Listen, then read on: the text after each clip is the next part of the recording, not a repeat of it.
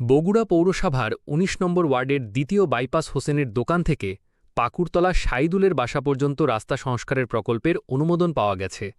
দীর্ঘদিন অবহেলিত এই সড়কের উন্নয়নের অনুমোদনের খবর পেয়ে এলাকাবাসীর মধ্যে ব্যাপক আনন্দ ও উচ্ছ্বাসের সৃষ্টি হয়েছে। রাস্তা সংস্কারের জন্য প্রয়োজনীয় সকল প্রক্রিয়া সম্পন্ন ও অনুমোদন নিশ্চিত করতে বগুড়া সমাজকল্যাণ সংগঠন সক্রিয়ভাবে ভূমিকা পালন করেছে।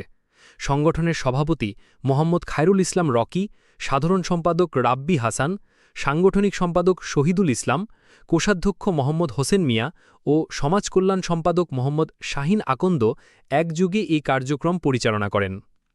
সভাপতি মোহাম্মদ খায়রুল ইসলাম রকি বলেন, এটি আমাদের এলাকার জন্য একটি বড় সাফল্য। আমরা শুধু অনুমোদনই নয়, বরং সংস্কার কাজের গুণগত মান নিশ্চিত করতেও ভূমিকা রাখব।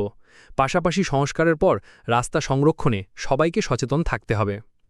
স্থানীয় বাসিন্দারা জানান, বর্ষাকালে কাদা, পানি ও গর্তে ভরা এই রাস্তার কারণে দীর্ঘদিন ধরে চলাচলে চরম ভোগান্তি পোহাতে হয়েছে। তারা আশা প্রকাশ করেন, কাজ শুরু হলে এই রাস্তা উন্নত ও টেকসইভাবে নির্মিত হবে, যা এলাকার সার্বিক উন্নয়নে অবদান রাখবে। পৌরসভা সূত্রে জানা গেছে, অনুমোদনের পর শীঘ্রই টেন্ডার প্রক্রিয়া সম্পন্ন করে সংস্কার কাজ শুরু হবে। সম্পন্ন হলে এটি ১৯ নম্বর ওয়ার্ডের অন্যতম প্রধান সড়ক হিসেবে যোগাযোগ ব্যবস্থায় গুরুত্বপূর্ণ ভূমিকা রাখবে।